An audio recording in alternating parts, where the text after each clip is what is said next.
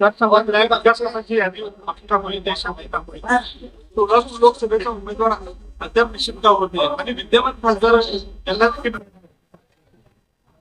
Ticket कोणाला मिळणार काय मिळणार हे मी सांगू शकणार नाही, कारण तो सर्वस्व अधिकार पार्लमेंटरी बोर्डाचा आहे. आपल्याला माहिती आहे आमच्याकडे वेगळी पद्धत आहे.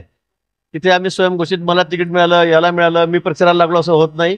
जोपर्यंत दिल्लीहून पार्लमेंटरी बोर्डाच्या मिटिंगमधून शिक्कामोर्तब होत नाही, आमची यादी बाहेर पडत नाही, तोपर्यंत असं नक्की कोणालाही सांगता येणार नाही. मला वाटतं पहिली यादी आमची आलेली आहे 20 उमेदवारांची. दुसरी यादी 1-2 दिवसामध्ये मला वाटतं निश्चित ती बाहेर पडेल आणि त्यावेळेलाच उमेदवार कोण हे आपल्याला या ठिकाणी सांगता येईल. सोलापुरातून आता दबाव येतो की स्थानिक उमेदवारांचा तसा दबाव सगळीकडूनच असतो. स्थानिक आम्हाला द्या, शहरातला द्या, मोठ्या मतदार संघ ज्या ठिकाणी आहे तिथला द्या. पण शेवटी पक्ष आमच्याकडे एक वेगळी सिस्टीम आहे.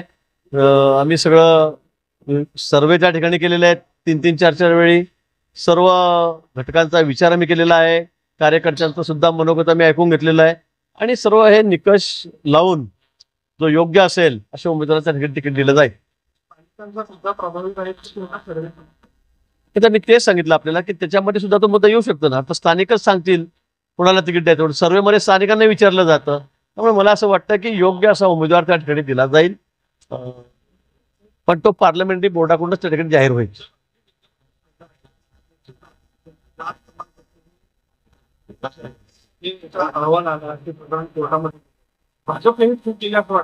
त्यावेळेला आम्हाला असं वाटलं होतं की हे बघून काय. आता त्यावेळेला त्यांना फॉर्म भरता आला, त्यावेळेला त्यांचं ते जे सर्टिफिकेट होतं प्रमाणपत्र ते वैध ठरवण्यात आलेलं होतं. पण नंतर कोणी कोर्टात गेल्यावर ते अवैध झालं. त्याला काही पार्टीचा दोष असं नाही. आज आम्ही पुन्हा तिकीट द्यायचं कोणी चॅलेंज केलं तर त्याला, आणि हा विषय अजून न्यायप्रविष्ट आहे, त्याच्यावर काही शिक्कामोर्तब झालेला नाही हे सर्वात महत्वाचं आहे.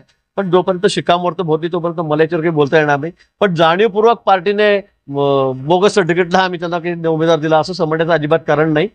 उमेदवारी देताना त्यांनी सर्टिफिकेट दाखवलं, अधिकाऱ्यांनी, सक्षम अधिकाऱ्यांनी त्याला ते पात्र म्हणून सांगितलं, अधिकृतपणे त्यांना उमेदवारी मिळाली आणि म्हणूनच ते त्या ठिकाणी निवडून आलेत. त्यामुळे आता नंतर मग कोर्ट कचेऱ्या झाल्यात, काहीतरी त्यांना कोणी चॅलेंज केलं, हा विषय वेगळा आहे. पण आजही तो विषय न्यायप्रविष्ट आहे, ते बोगस असं म्हणता येणार नाही.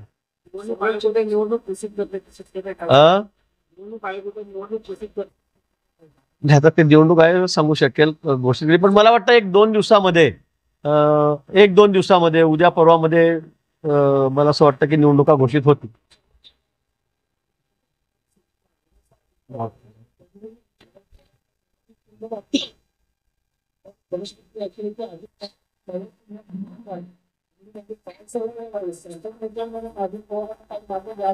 नाही, चिन्ह वापरता येत नाही म्हटलेलं नाहीये.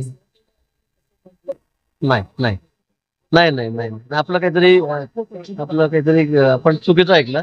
फक्त त्यांचा फोटो आणि नाव वापरू नये असं म्हटलेलं आहे. काही ठिकाणी आमदारांचं त्यांच्यावर प्रेम आहे, पवार साहेबांवर, त्यांच्या गटात गेलेल्या राजदारांच्या.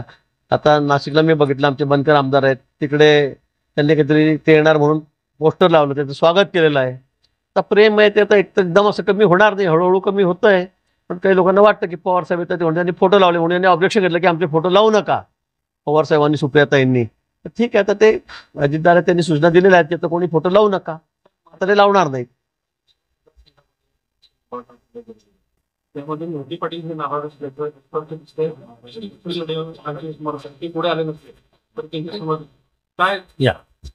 नाही, मला वाटतं की आता तिकीट मिळाल्यावर 2-4 दिवस चालणार आहेत. आता तुम्ही आमच्या जळगावमध्ये बघा, काही लोक राजीनामा देत आहेत, काही लोक सोशल मीडियावर काही लिहित आहेत. हे चालणार आहे 2-3 दिवस. पण मला असं वाटतं की 1-2-3 दिवस सगळे निवळ एकदा फॉर्म भरायला सुरुवात झाली की सगळे प्रश्न आहेत, ती सगळी नाराजी आहे ही दूर केली जाईल. मी सुद्धा मोहिते पाटलांशी संपर्कात असतो, रणजितसिंग मोहिते पाटलांच्या नेहमी. आमचे माननीय देवेंद्रजी त्या ठिकाणी बोलतील, बावनकुळे साहेब आहेत. मला वाटतं सगळं महाराष्ट्रामध्ये ज्या ज्या ठिकाणी थोडीफार कुरबूर आहे अशा ठिकाणी निश्चित जाऊन त्यांनाही समजवलं जाईल. तर मला वाटतं कुठे अशी अडचण त्या ठिकाणी मोठी येणार नाही. आता आमच्या जिल्ह्यामध्ये तर मोठी अडचण होती, पण आम्ही कुठे काय, आम्ही म्हणतो की 5 लाखाच्या वरच. मागच्या वेळेला 4.5 लाख होते, 4,60,000. आम्ही यावेळेला सांगितलं की रक्षा खर्च यावेळेला सुद्धा 5 लाखाच्या वर आम्ही निवडून आणू. माझ्या स्वतःच्या विधानसभा मतदारसंघामधून 1 लाखाच्या वर मताधिक्य मी त्यांना देणार आहे. त्यामुळे आमचे मतं काय असतील, पण एकदा पक्षाने तिकीट दिलं की मग आमचा पक्ष फक्त भाजप, आमचा उमेदवार फक्त भाजप, आमचा उमेदवार फक्त नरेंद्रजी मोदी, एवढंच आमचं लक्ष राहील. पटेल लोकसभेत आपल्याला असं वाटतं की तुम्हाला गेलेच तर नाही पाटील. नाही, मला असं कुठेही वाटत नाही की कोणी पक्षाच्या विरोधामध्ये त्या ठिकाणी जाईल, कारण रणजितसिंह मोहिते पाटील, विजयदादा आमचे ज्येष्ठ नेते आहेत, मोठे नेते आहेत. एक त्या भागातलं एक मोठं वर्चस्व त्यांचं आहे, एक मोठं वलय त्यांचं आहे आणि ते असा निर्णय कधीही करणार नाही. 2-4 दिवस थोडे राग त्यांचा राहील असेल, पण मला असं वाटतं की निश्चित ते सुद्धा जे उमेदवार आहेत रणजित सिंग त्यांचं त्या ठिकाणी काम करतील.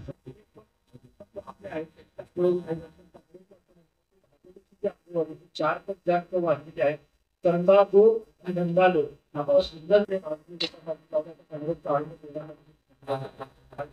नाही, मला असं वाटतं की त्या बॉन्डच्या बाबतीमध्ये आपण बघितलंय, लोकांनी मदत केली, लोकांनी सहकार्य केलं, लोकांनी बॉन्ड दिले.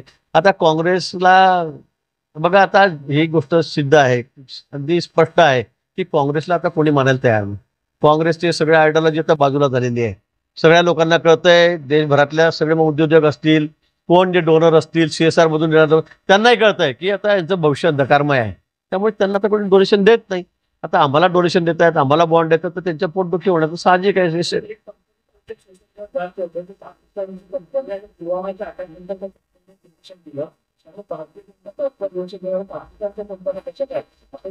नाही, मला या संदर्भात माहिती कोणती पाकिस्तानी कंपनी आहे, पाकिस्तानी कंपनीचं वगैरे डोनेशन आम्ही कधी घेणार नाही, हे मला वाटतं चुकीचं आहे. ती फेक बातमी असू शकेल, कारण मी तर काही ऐकलं नाही, आपण सांगतात. पण असं पाकिस्तानी कंपन्याकडून पुलवामाच्या घटना घडल्या त्यावेळेला मला वाटतं हे सगळ्या फेक बातम्या आहेत. त्याच्यामध्ये कुठेही तथ्य नाही. जे आहे ते अतिशय स्पष्ट आहे. आता सुप्रीम कोर्टाने सांगितल्यामुळे हे तर स्पष्ट झालेलं, कुणी पैसे दिले, किती दिले, काय दिले.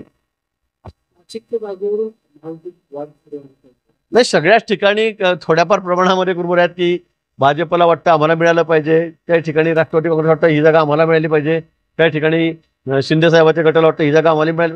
मला वाटतं जोपर्यंत आता शेवटच्या आमच्या होत नाही, वाटाघाट्या होत नाही, तोपर्यंत सगळ्या ठिकाणी कार्यकर्त्याचं मत आहे की आम्हाला इथे जागा मिळावी. नाशिकला तर खरं 3 खासदार शहरातले आमचे आहेत, 3 खासदार आमचे आहेत. महापालिका जवळपास महापालिकेमध्ये आमचे 69 नगरसेवक आहेत, 120 पैकी भाजपचे आहेत, सगळ्या त्या ठिकाणी आमचं. पण आता शेवटी पूर्वी जागा ती शिवसेनेची होती, त्यामुळे आता निश्चित आमच्या कार्यकर्त्यांना वाटतं, आमच्या लोकांना वाटतं की आपली एवढी मोठी संख्या असताना यांना कसं काय तिकीट मिळालं. त्यामुळे मागणी असणं हे रास्त आहे, पण तो शेवटी निर्णय हा आमचं पार्लमेंट बोर्ड करेल. मान्य देवेंद्रजी आहेत, मान्य बावनकुळे साहेब आहेत आमचे अध्यक्ष, हे त्या बाबतीमध्ये निर्णय करतील आणि सामंजस्याने आमच्यामध्ये वाटाघाटी होतील. एखादी जागा इकडे घेतली तर तिकडे द्यावी लागेल, असंही होईल. त्यामुळे मला असं वाटतं की कुठे आमच्यामध्ये वादविवाद राहणार नाही. सहभागी असलेल्या यांनी अजित पवारांची सौभाग्यवती आहे म्हणून मतदान करायचं नाही, हा जो वाद त्यांचा चालू आहे त्याच्यावरती नाही, शिवतरे साहेब आणि माझे जुने संबंध आहेत. मी गेल्या वेळी इरिगेशन मिनिस्टर होतो 5 वर्ष, त्यावेळेला ते माझ्या खात्याचे राज्यमंत्री होते आणि अतिशय मैत्रीपूर्ण संबंध आमचे आहेत. आणि म्हणून परवाच त्यांनी स्टेटमेंट केल्यावर माझं त्यांचं त्या ठिकाणी बोलणं झालं. बऱ्याच वेळ 10 मिनिट आम्ही त्या ठिकाणी या संदर्भामध्ये बोललो. पण त्यानंतर मग त्यांनी स्पष्ट भूमिका केली की मी देवेंद्रजींनाही भेटेल, मी एकनाथजींनाही भेटेल. आणि मी त्यांना विनंती केली की आपण असं सगळं बोलण्याच्या आधी आपण थोडं निश्चित आपल्या ज्येष्ठ नेत्यांना भेटून जर त्यांना कानावर टाकलं तर हे अधिक बरं होईल. त्यामुळे आपल्यामध्ये कुठे दुही दिसणार नाही. आणि त्यांनी ते मान्य केलं आणि म्हणून काल ते देवेंद्रजींना भेटायला आले. पण देवेंद्रजी रत्नागिरीला गेलेले होते, रात्री उशिरा ते आले. तोपर्यंत मग ते एकनाथजी शिंदेना त्या ठिकाणी भेटलेत. मला वाटतं आज उद्यामध्ये हा प्रश्न कुठेही राहणार नाही, तो निकाली निघेल.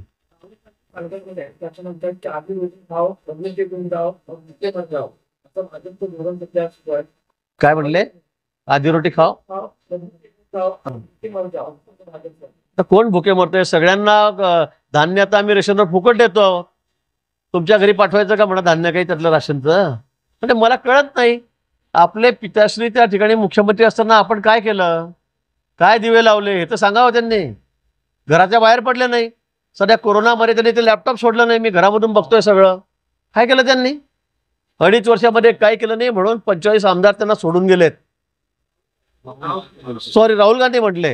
आता राहुल गांधी बद्दल काय बोलावं आपण? आता काल चांदवडमध्ये ते आलेत. मला वाटतं एखाद्या नगरसेवकाची आमदाराची सभा चांगली असते. तुम्ही पंतप्रधान व्हायला चाललेला, तुम्ही सगळ्या पत्रकारांनी दाखवलं की यांच्या अर्ध्या खुर्च्यावर लोकच नाहीत म्हणून. नाशिकला आलेत, एखाद्या नगरसेवकाची चोख सभा व्हावी तेवढीच गर्दी त्यांच्याकडे होती. मी काल नाशिकला होतो. पण मला कुठेही चित्र दिसलं नाही की राहुल गांधी कुठून गेले कुठून निघून गेले काही कळालंच नाही. आता राहुल गांधींना कोणी ऐकायला तयार नाही, त्यांना कोणी बघायला येत नाही, त्यांची अवस्था इतकी वाईट आहे, त्याबद्दल न बोललेलं बरं. इंडिया आघाडी स्थापन केली तर इंडिया आघाडीमध्ये तेच 2-3 जण राहिले आहेत. पवारसाहेब राहिलेत, उद्धवजी त्यांचे कॉम्पिटिटर पंतप्रधान पदाचे शर्यतीतले ते, आणि राहुल गांधी दोघांमध्ये शर्यत आहे आता पंतप्रधान कोणी व्हायचं. म्हणजे राऊत म्हणतात म्हणून म्हणतो मी की हे पंतप्रधान आहेत भावी म्हणून, बाकी काय राहिले त्यांचं. तर काँग्रेसकडून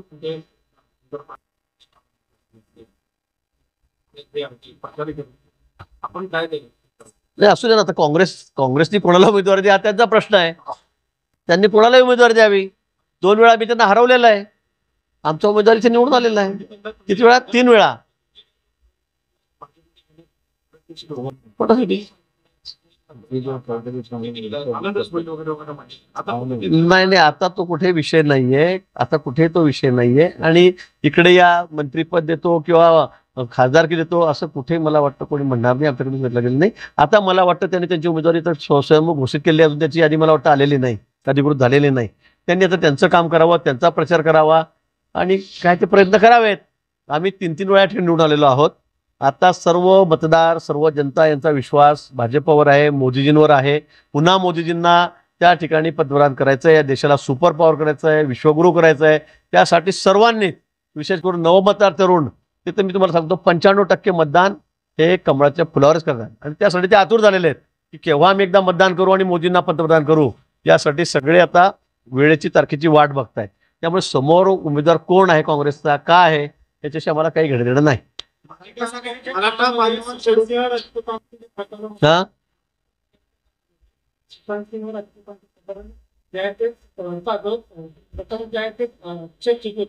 परंतु आता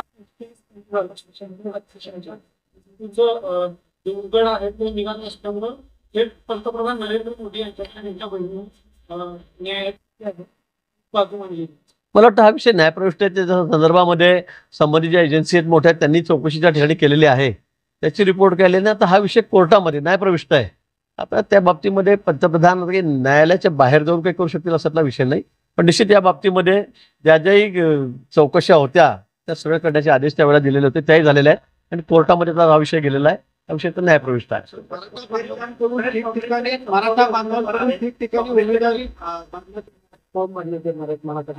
ठीक आहे. आता लोकशाही आहे आपल्यामध्ये, आपल्याला फॉर्म भरायला कुणाचाही अधिकार आहे, कुणाचा सगळ्यांचा अधिकार आहे. म्हणजे लोकशाहीमध्ये असं कुणाला कोणी रोखू शकत नाही की या समाजाने भरू नये का त्या समाजाने, या माणसाने, का गरीब असेल श्रीमंत असेल, सगळ्यांना तो अधिकार आहे.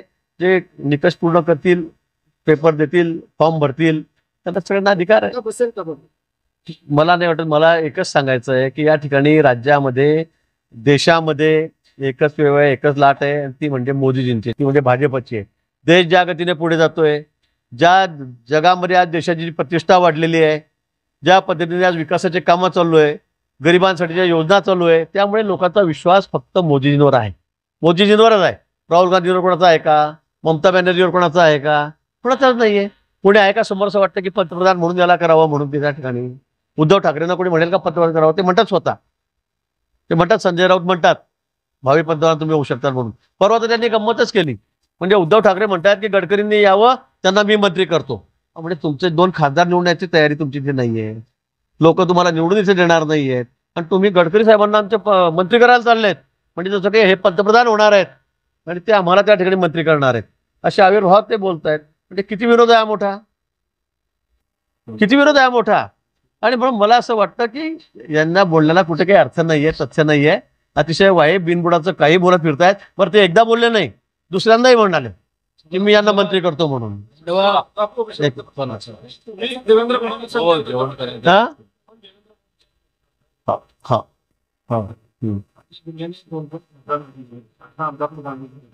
तुम्हाला देवेंद्र फडणवीस असं वाटत नाही का की आमच्या जिल्ह्याला मंत्रिपद द्यावं, तुम्ही केंद्राचे मंत्रिपद देत नाही, आमच्याकडे यावेळेला निश्चित विचार होणार आहे तुमचा.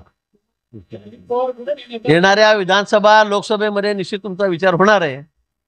हा सगळा विषय पार्लमेंटरी बोर्डाचा आहे. आणि मला वाटतं मागच्या वेळी आम्ही 2 मते दिले होते ना, दिले नाही का?